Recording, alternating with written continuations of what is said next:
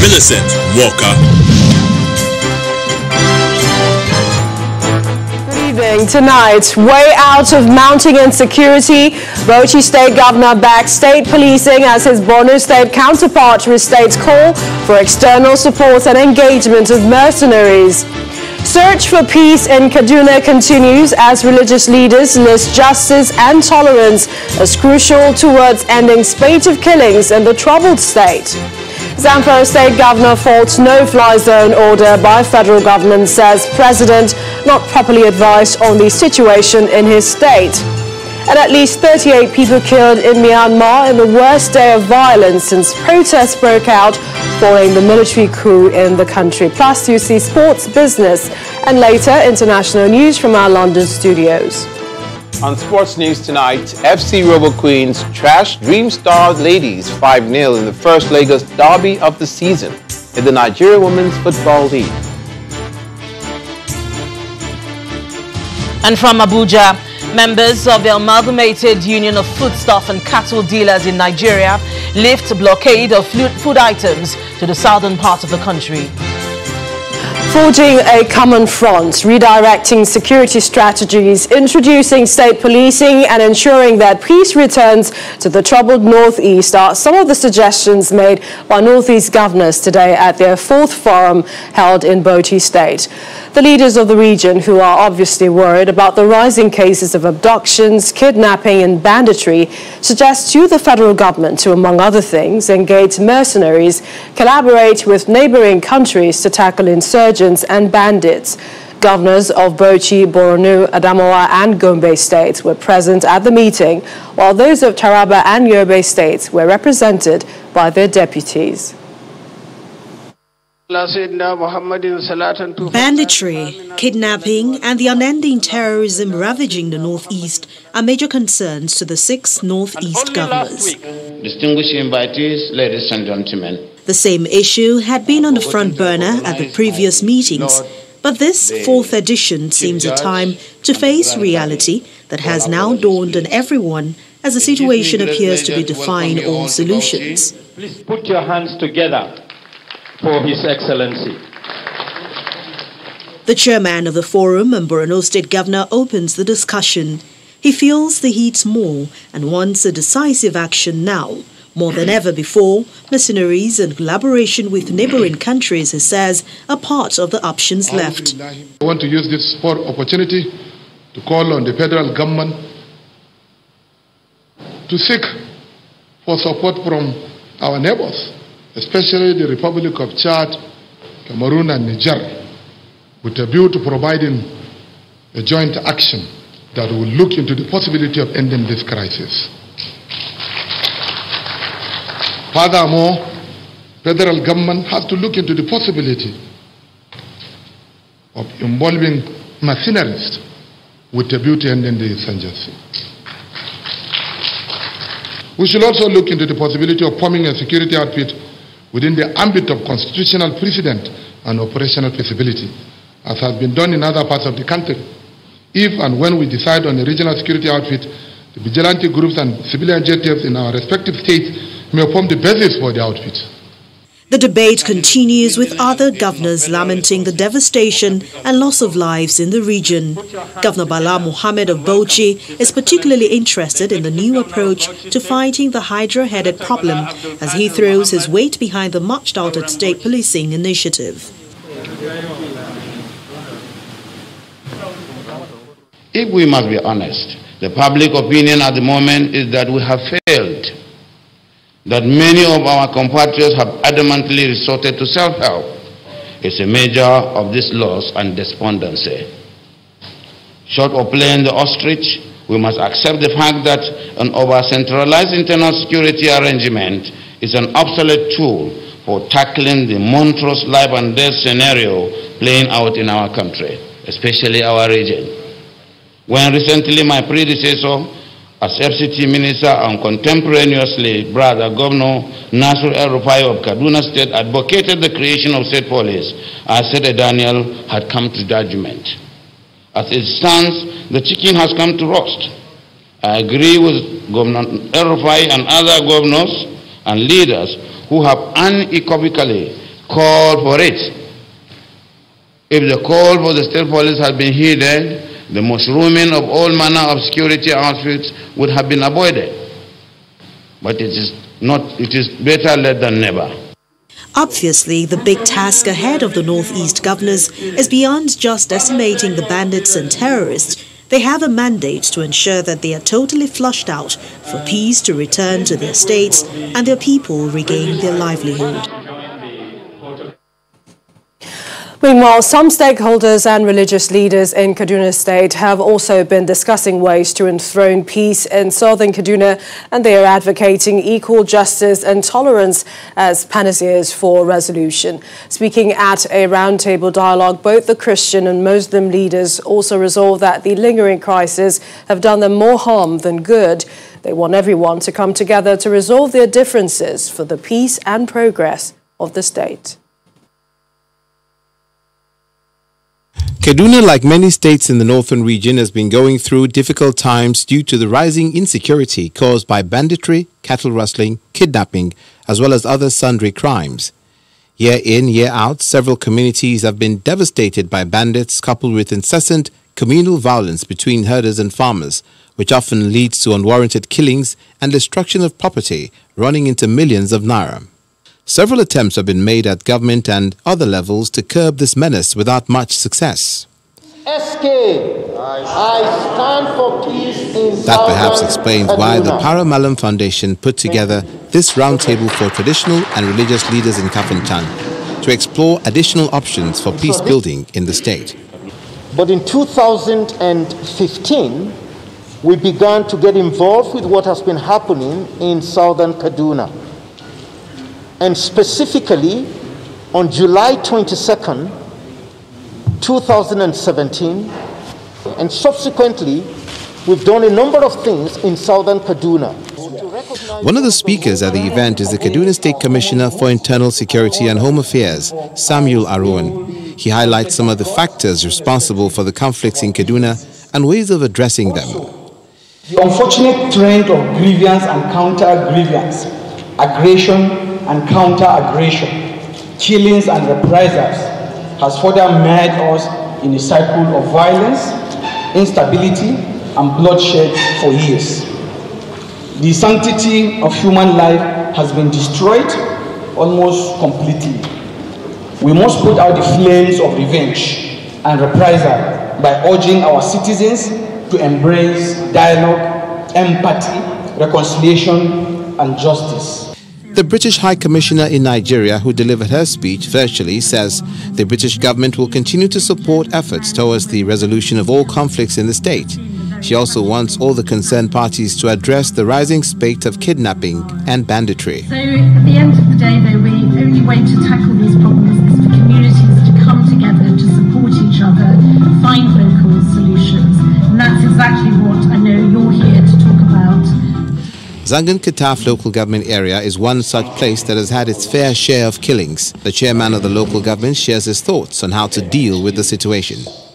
If there are opportunities such as this, where also such opportunities would lead to peace, either in the short run or in the medium term, would be something that we would embrace. It's no longer news that the northern part of the country is grappling with security challenges. As grim as the situation is, everyone in this hall believes that with the right attitude and commitments towards overcoming these challenges, it will give residents of the state the leverage to live together as one big family. From Kaduna to ZAMFARA State, where Governor Bello Matawalle has been reacting to the decision by President Muhammad Buhari and the National Security Council to impose a no-fly zone order and a ban on all mining activities in the state. The governor wished he was consulted before that decision was taken, as he believes investor appetite in the state may be affected. He also said he is willing to resign if it will bring lasting solution to the prevalent insecurity in his state. He was a guest in our program, Politics Today. I thought now the people or the NSA could advise the National Economic Council and National Security Council the best way to harness this resources that the state has, rather than to say that a no-fly zone or to ban illegal money or money. No, let us sit down. Let us sort this. Let the people understand how this thing is working. It's not the state government is giving license. It's federal government is giving license. We have a mining officer in ZAMFARA state, and the minister is working. He knows everything in ZAMFARA state. Nobody has any document. And it was during my time, more than 22 foreign nationals, including Chinese people, were arrested. It was me, I arranged for that arrest, and we brought them to Inspector General of Police, where Mr. President approved for their deployment to their various countries. And these people, including even people from Burkina Faso, since then, nobody is in that area. ZAMFARA is calm. Anybody can go, any investors can come to ZAMFARA. But for doing this, people will be scared with all the potential that the state has. So this is the right time that the federal government shall wake up to the responsibility and make sure that some informed information on through information shall be discarded. If I know my resigning as a governor can make the people of the ZAMFARA state to sleep with both their eyes closed, and if I know if I can resign, the whole scenario in ZAMFARA state will finish. I assure you that I can resign today. I'm not that power mongers. Well, even though Governor Matawalle has also been a big advocate of dialogue with bandits terrorizing the northern parts of the country, the National Youth Council of Nigeria and civil society organizations in Niger State are kicking against such negotiations, noting that it will not work. The chairman of the group, Comrade Bello, says government should take charge of its responsibility of protecting lives and property of citizens. He further stated that granting bandits amnesty cannot work unless the government understands their demands and identify what they are up to. Shiro local government, we have 15 political wards, 8 are gone as we speak, and they constitute the political wards in Lakma axis. And none of these wards has less than 10 to 15 communities. So if 8 wards are gone, we're talking about 80 communities in Shiro local government alone. In Rafi local government, we have 11 political wards in Rafi. There is no ward in Rafi local government that has not been attacked. It is so pitiable to the extent that even Kagara, the headquarters of Rafi local government, has suffered a series of attacks. In Muya local government, we have 11 political wards in Muya. 6 have been attacked consistently. You go to Paiko, the story is the same. They are even extending their tentacles to places like Lapai now and Katar. Mariga has suffered similar fate. Mashegu has suffered similar fate. Rijau, the cases in Rijau are even grossly underreported.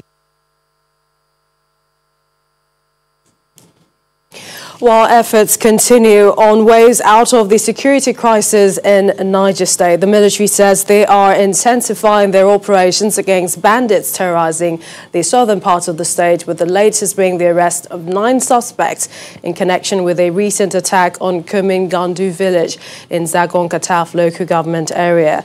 Last Sunday, the bandits carried out an attack on the village, leaving 5 people dead.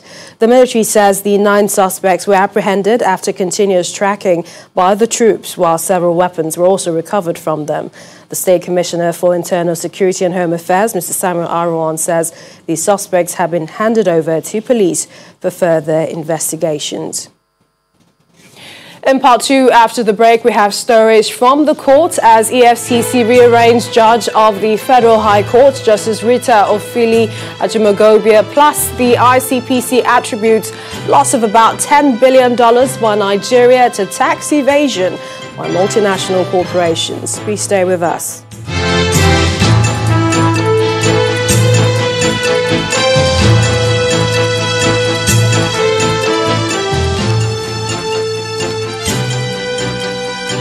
Welcome back. If you just joined us, you're watching the news at 10 live on Channels Television Lagos. A reminder of our top stories.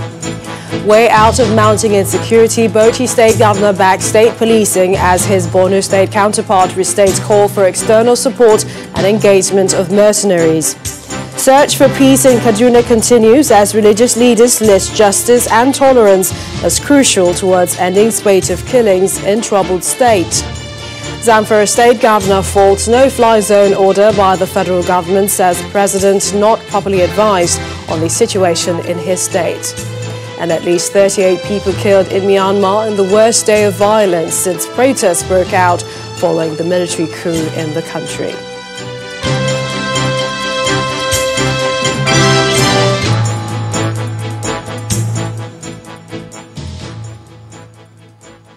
Let's go over to legal matters, where a federal high court in Abuja, presided over by Justice Taiwo, has ordered a stay of proceedings in the ongoing trial of a former head of service of the Federation, Mrs. Winifred Oyoita, and others. In his ruling, the trial judge described the Economic and Financial Crimes Commission's act of obtaining an ex parte order for the freezing of bank accounts of the defendants in the matter before another court as an abuse of court process. Justice Taiwo, who described the EFCC's conduct as forum shopping aimed at getting a favorable court judgment, said the anti-corruption agency's conduct was reprehensible and condemnable. The judge, who was visibly angry with the anti-graft agency's action, said it was a contemptuous move that must not be allowed in the interest of justice. Justice Taiwo then ordered a stay of proceedings in the trial until the EFCC and its lawyer do the needful while withdrawing the application before the other court. The EFCC had filed an ex parte motion before Justice Folashade Giwa Ogunbanjo for the freezing of the bank accounts of the defendants in the alleged 570 million naira money laundering charge preferred against the former HOS and others, while the matter was ongoing before Justice Taiwo. Meanwhile, an Abuja High Court, presided over by Justice Yusuf Halilu, has granted bail to a former Director General of the Bureau of Public Enterprises, Mr. Benjamin DIKKI. The Economic and Financial Crimes Commission had charged Mr. DIKKI and his company, Kebna Studio and Communications Limited, with 4 counts bordering on corruption and abuse of office. Delivering a ruling on the defendant's bail application, Justice Halilu held that granting bail is an exercise of discretionary power of judges, which must be done judiciously. He stated that the offence Mr. DIKKI is charged with is neither treason nor one which carries the death penalty if found guilty. He added that even if the sentence involves death, the court can still grant bail if sufficient materials are placed before it to enable it to exercise its discretion. Trial has been fixed for the 7th of April 2021. Staying with the judiciary, a federal high court in Abuja has ordered the substituted service on a former governor of Imo State, Mr. Ikedio Hakim, for failing to appear in court to answer to charges of harassment and cyber-stalking of one Chinyere Amuchinwa. At the resumed sitting of the court, the prosecutor claimed that Mr. Hakim has been evasive and applied for an order of substituted service to enable him pace the processes on his last known address at Asokoro, Abuja. According to the charge, Mr. Chinedu Okpareke and Ikedio Hakim were said to have threatened to release a nude photograph of Chinyere Amuchinwa if she failed to drop the charges of attempted kidnap against them, an offence punishable under the Cybercrime Act 2015. Justice Taiwo fixed March the 18th, 2021 for arraignment of the defendants. Still in the courtrooms, the Economic and Financial Crimes Commission has rearranged a judge of the Federal High Court, Justice Rita Ofili Ajumogobia, on allegations of unlawful enrichment, breach of trust and money laundering. She was arraigned before Justice Mohammed on an amended 15-count charge. Before her rearrangement, Justice Ajumogobia was docked alongside a senior advocate of Nigeria, Godwin Obla, who had earlier been charged along with her. Counsel to the EFCC, Mr. Suleiman, then applied to the court to withdraw the name of Obla from the charge. The court granted the request and Mr. Obla was accordingly acquitted and discharged, which paved the way for the rearrangement of Justice Ajumogobia as a sole defendant in the amended charge. She pleaded not guilty to all 15 counts, while her counsel applied to court to allow her continue on the bail previously granted by Justice Rilwan Aikawa, who had earlier recused himself from her trial. Justice Lehman granted this request before adjourning to April the 21st and 28th for trial. We have more stories. Let's take you to our Abuja studios where Linda Kigwe is standing by. Hello, Linda. Hello, Millicent. Welcome to Abuja. Nigeria is losing about $10 billion from tax evasion from multinational corporations. The chairman of the Independent Corrupt Practices Commission, Professor Bolaji Onwasanoye, made the disclosure when he participated in a virtual meeting with top executives of the Federal Inland Revenue Service in Abuja. Professor Onwasanoye quoted the figure from the African Union Illicit Financial Flow Report, which estimates that Africa is losing nearly $50 billion through profit shifting by multinational corporations, and Nigeria alone accounts for 20%.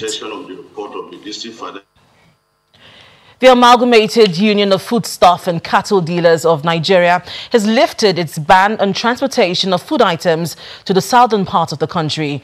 The traders listed multiple taxation, extortion of their members by security officials and thugs who mount roadblocks on the highway, as well as the losses they incurred during the NSAS protest and the recent Shasha market crisis as a reasons for the strike. Governor Yahaya Bello of Kogi State, accompanied by former Minister of Aviation, Mr. Femi Fani-Kayode, led a reconciliation meeting with the leadership of the Amalgamated Union of Foodstuff and Cattle Dealers in Nigeria, who suspended supply of foodstuff and cattle to the south a week ago. The traders cited multiple taxation, extortion by security personnel, and losses to the End SARS protest, as well as the recent Shasha market crisis, as the reasons for their action. This is what had happened in the hashtag NSAS. We lost over 100 northerners with over 100 open trucks at the hashtag SASA event. We lost another over 151 persons, with about another 70 hospitalized as I speak to you right now. Hence, the reason for why we embarked on no food supply to the other part of Nigeria. We should reflect on this. After listening to the traders, Governor Yahaya Bello appeals to them to suspend the strike as he gives assurances of the government to look into the issues with the hope of addressing them soon. For you to give me the strength to be in their front and say, please, this is our demand, please answer it. And you know I will do that. You have to do this one single thing for me. Please call off the strike immediately. We must shame these few individuals who wants to set Nigeria ablaze. We must not allow them. The governor then leads the union to the presidential villa, where they presented their demands to be conveyed to President Muhammad Buhari. The association demanded that there are his members that were killed. They are requiring that compensation be paid. The harassment by law enforcement agencies on our federal highways be stopped. The extortion by all touts along the federal highways, especially from northeast or from the north to south, south, and southeast particularly, be stopped. President of the union then announces the suspension of the strike. Today we are very happy to discuss about the issue to presidency. Already like what our governor of Kogi State say, yes, we agree to what is done, then we call off our nationwide strike. The last 1 week of strike has no doubt brought hardship on farmers, traders, and other Nigerians across the country. The cost of foodstuff rose in the south, just as perishable goods waste away for lack of market in the north. The Minister of Environment, Mohammed says 15 carcinogenic sites have been cleaned up in Ogoniland in Rivers State. Mr. Mahmood disclosed this while briefing journalists at the end of the meeting chaired by President Muhammadu Buhari. He, however, admits that there are delays because of the pandemic and land disputes in some communities, which persistently pose serious challenges. The approval covers the supply of 44 firefighting trucks, fire engines, 44. And it only covered the supply of water tankers, numbering 15. And supply of rapid intervention fire engines. Rapid, not conventional one, rapid that can go into every nook and cranny and can quickly respond to distress calls on fire. 15. And finally, it covered the supply of ambulance, basic life support ambulances of about 20. So in all, we are talking of a total firefighting equipment and support vehicle of 79, support operational vehicle of 79. So I mistakenly mentioned 20, covering just ambulances as the total figure, but take it now that we are talking of 79 various firefighting equipment, from engine to water tanker to rapid, small but sharp rapid firefighting equipment and basic life support ambulances, all numbering 79 vehicles in all. User 10 returns. Lagos State Governor once again sabotaging the newly introduced electronic call-up system to ease Apapa gridlock. Join us again.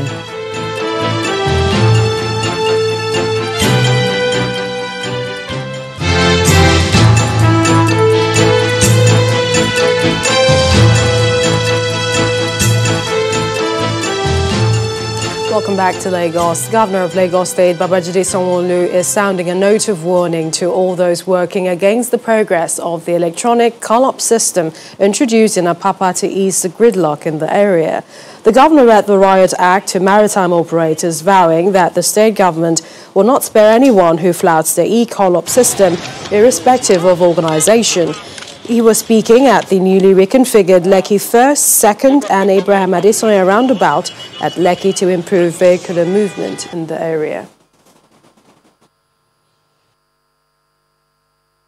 What we're doing now is that we've taken some scrupulous people who had been benefiting from the gridlock. We've taken whatever it is they were earning.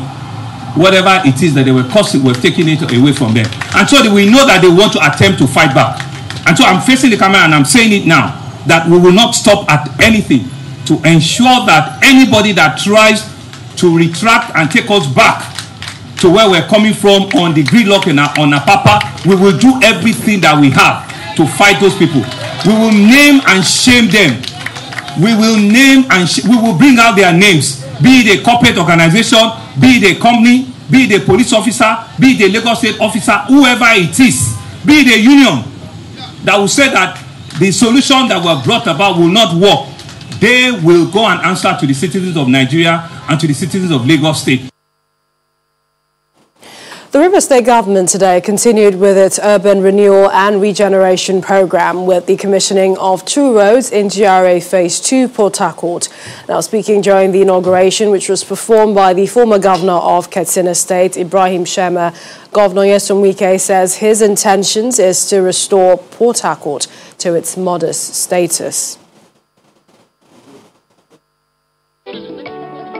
Another day and more projects commissioned by the Rivers State government in the month of March, all part of the government's effort to push the frontiers of infrastructure development.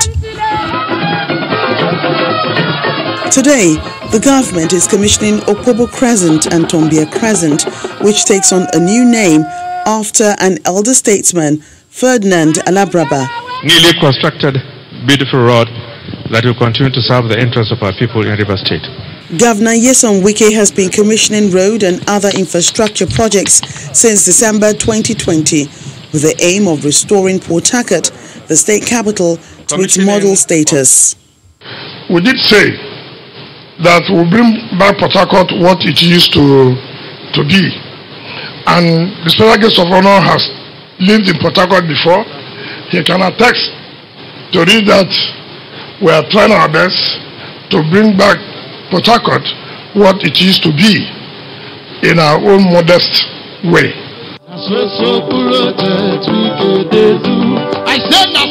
Former Governor of Katsina State, Ibrahim Shema, the state government's guest on this occasion, extols the leadership qualities of his host. What is critical in this exercise, on this effort of governance, is that you are applying resources where it matters most in River State. You are therefore helping to grow the economy in Rivers, by which you establish or ensure peace and security, without which there can never be development. You are standing tall, but you know, yes sir, you have to remain tall, and you have to remain standing. You can't afford to sit even for a second.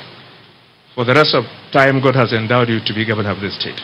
The reconstruction of the Opobo and Ferdinand Alabrabra Crescents will free up traffic within the new GRA area of Port Harcourt, the capital of River State.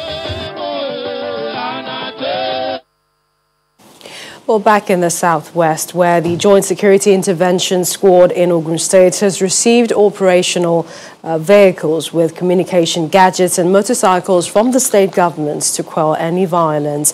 This is a first batch of equipment being given to the security outfits, and according to Governor Dapo Abiodun, it is aimed at restoring lasting peace in the troubled areas.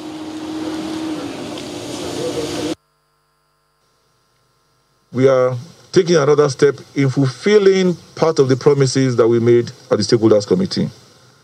And that is supporting this task force that we call the Joint Special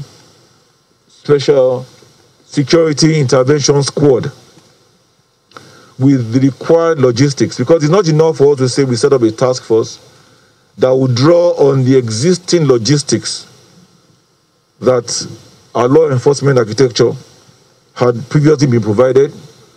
We felt it important to provide them with the needed logistics for this particular assignment. Consequently, we have acquired these vehicles and the motorcycles and communication equipment. These are only the first set. The support for the task force is going to be a continuous one. I must emphasize that this particular task force is for those 3 local government areas that are currently affected by this crisis. The task force operations is going to extend across the length and breadth of the state, particularly in areas where you have this kind of crisis. Well, back in Abuja, it appears the long queues there are gradually easing off, and this is as the Department for Petroleum Resources, DPR, has intensified monitoring of the situation. Motorists are beginning to heave a sigh of relief, but they're asking government to do more to tackle the challenge. Meanwhile, in Niger State, the Department of Petroleum Resources says there is no case of hoarding, but that some filling stations have run out of supplies. Our correspondent, Emperor Simon, reports. It's the 4th day since long queues for fuel resurfaced in the nation's capital. The queues are, however, gradually giving way, and the waiting time has also reduced. Motorists now spend between 10 to 20 minutes before they are served, as against previous days when they spent hours waiting. But even that is not what they want. It's much better today than yesterday. The queue yesterday was something else, and then the whole chaos. It was a madhouse. Well, it's a very important commodity. It's not something that should be seized at any point in time. I think all things should be put in check. At hand to enforce compliance with standards by marketers is a team of monitors from the Department of Petroleum Resources, led by the Zonal Operations Controller, Mr. Abubakar Buba. The team inspects the facilities at the filling stations and their level of supply to ensure they are not hoarding. As it says, some marketers have been penned down for fine, either for hoarding or for not keeping to prescribed regulations. I'm advising the marketers to please stop hoarding, and they should stop selling from the, stop selling to the black marketers. We are all out for them, and this exercise will continue till further notice, so they are warned. In Niger State, the DPR is also out on inspection of filling stations as motorists express displeasure over the current situation. My wife is sick. I wanted to bring her to the hospital. I discovered I don't have fuel in my car. And when I came out to buy the fuel in the filling station, there was no fuel. For the sake of the masses, they should please do everything they can to lessen the burden on citizens. But the DPR team leader calls for calm, saying the agency is on top of the situation. The public opinion and the people's situation is that all the stations they see mean that they have product. Now we are out and we'll be checking station from one to other, and we have not found any that is holding product. I believe if we are patient, everything will be normal. While the DPR seems to be making progress in enforcement of its regulations, perhaps the quickest way out of the current situation is to improve on the level of production of petrol and supplies, as some filling stations currently do not have any in stock. Emperor Simon, Channel Television News. Time for some business news now. Here's Anne Waldo.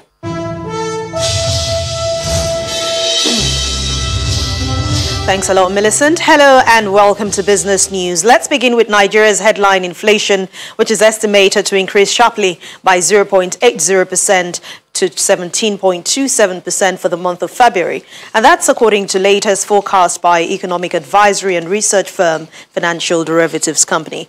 In its projection, FDC says that the country's inflation rate, which has maintained an uptrend, is likely to impede output growth as it is moving further away from the central bank's target between 6 to 9%. Now, if it matches the official report expected from the National Bureau of Statistics, it will be the highest level of inflation in nearly 4 years. Meanwhile, the NBS is expected to release the official inflation report for February, and that will happen on Tuesday, March the 16th. The central bank has announced the release of 50,000 metric tons of maize to major players in the agri sector across the country through its Anchor Borrowers program. The statement from the CBN explains that the release was facilitated in the second week of February to major poultry feed producers and poultry producers in Nigeria. The financial market regulator also says additional release of the commodity has caused its price to drop from 200,000 to about 180,000 naira per metric ton in the Nigerian market, while the current price is expected to reduce further. In January this year, the CBN announced the release of 300,000 metric tons of maize to minimize activities of middlemen and support local production of the commodity.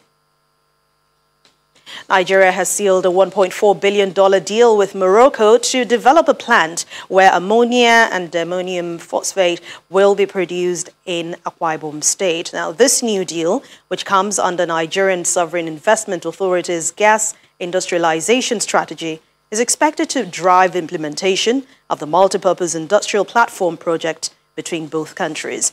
The first phase of the project is expected to produce 1.5 million tons per annum of ammonia, while up to 70% of the chemical substance produced will be exported to Morocco to meet its demand.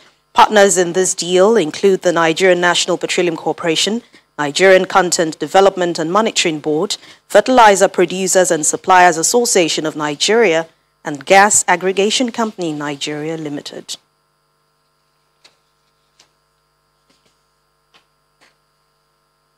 Let's head to the stock market now, where performance at the market has remained downbeat for a second day in the new month. Investors are still extending sell pressure for 30 equities. Ini John Mekwa has the details.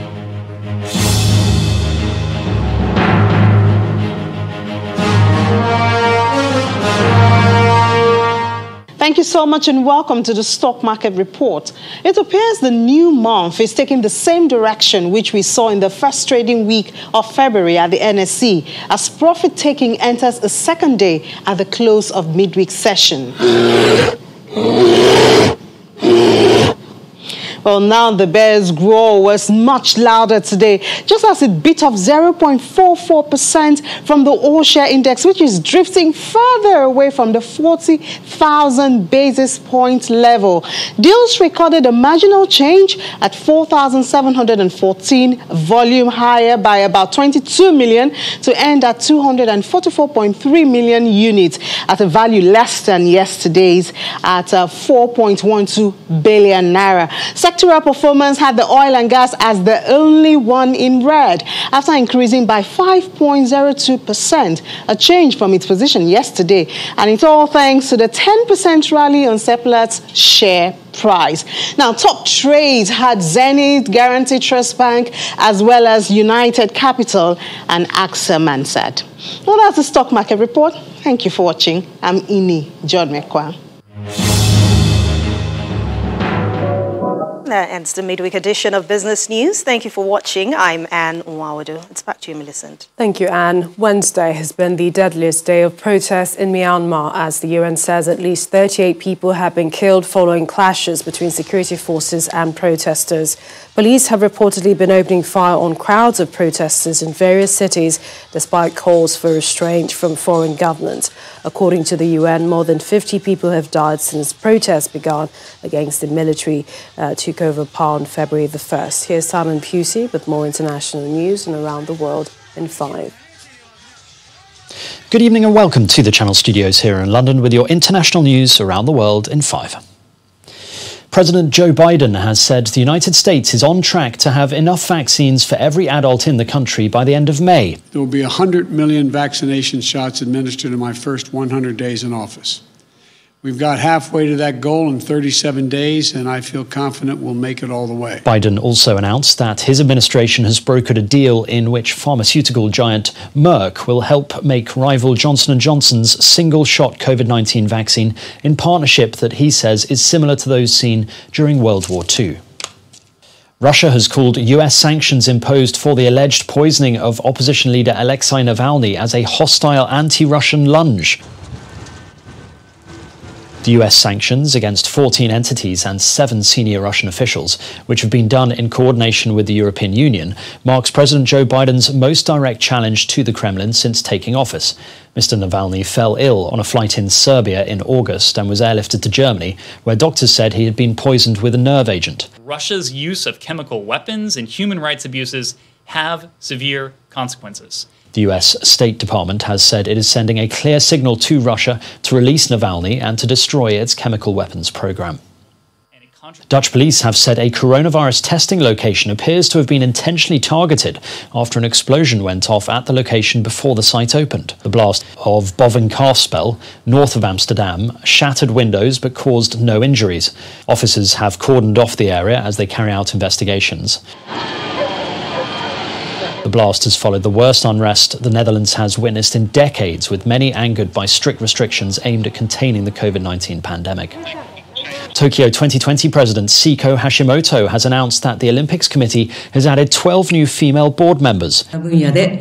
Ms. Hashimoto, who replaced former Prime Minister and Tokyo 2020 President Yoshiro Mori last month after he quit over sexist remarks, has vowed to raise the proportion of women on its board. The ratio of women in the executive board is now up to 42.2% from 20.6%. She said that the move has been necessary to promote gender equality and rebuild trust in the organising committee.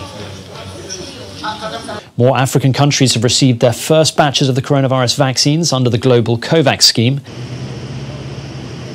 Kenya received more than 1 million doses of the Oxford AstraZeneca vaccine, and 1.7 million jabs have arrived in the Democratic Republic of Congo. Angola and Gambia have also received their first batches. The COVAX scheme hopes to deliver vaccines to people in 190 countries in less than a year. Ghana and the UK have signed a new trade agreement worth £1.2 billion that will allow free access and tariff reductions for certain goods between the countries. Now Ghanaian products, including bananas, tinned tuna and cocoa, will benefit from tariff-free access to the UK. Also, UK's exports include machinery, electronics and chemical products will also all benefit from a reduction in import duty taxes. Trade Secretary Liz Truss has said in a tweet that the deal sets the stage for closer trading ties in years to come. And finally, how do you fancy an all-expenses-paid trip to the moon? The first civilian lunar mission, Dear Moon. Well, a Japanese billionaire has launched a search for 8 people to join him as the first private passengers on a trip around the moon with Elon Musk's SpaceX. Yusaku Maezawa wants people from all kinds of backgrounds to join the week-long voyage scheduled for 2023. Applicants need to pass medical checks and eventually an interview with Mr. Maezawa. The entrepreneur is paying the entire cost of the voyage on SpaceX's next-generation reusable launch vehicle named the Starship. And that's your international news around the world in 5. Now back to the Channel Studios in Lagos. Thank you, Simon. Hello and welcome to Sports News. The Nigeria Women's Football League Premiership matches played earlier this evening recorded 16 goals from 6 games with no away victories. The Lagos Derby recorded the biggest scoreline as FC Robo beat Dream Star Ladies by 5 unreplied goals at the legacy pitch of the National Stadium in Lagos. Rivers Angels defeated Royal Queens 3-0. Nasarawa Amazons recorded their 4th win this season, edging out Osun Babes by 2-0. League leaders Bayelsa Queens beat Ibom Angels 4-0. Delta Queens recorded a 1-0 win against visiting Edo Queens. In the English Premier League, Super Eagles Kelechi Iheanacho stepped up superbly in the absence of a number of injured teammates to earn Champions League chasing Leicester, a potential important draw at Burnley earlier this evening. A much-improved Burnley side went in front after 4 minutes. Sheffield United secured just their 4th Premier League win of the season to dent Aston Villa's European hopes as they secured a 1-0 win at Bramall Lane.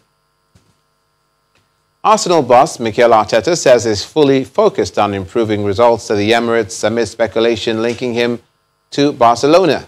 Spanish media reports that Barcelona's presidential candidate Joan Laporta is interested in replacing the current manager Ronald Koeman with Arteta should he win the elections on Sunday. Arteta was a product of Barcelona's academy but left for Rangers in 2002. And that's it on Sports News. Now listen, back to you.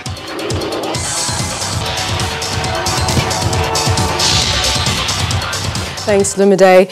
And news just in, regretfully, veteran Nigerian broadcaster and actor Sadiq Daba has died.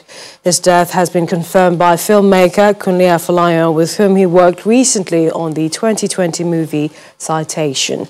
According to Mr. Afolayan, the ace broadcaster died in the evening of Wednesday, the 3rd of March, from his protracted battle with leukemia and prostate cancer.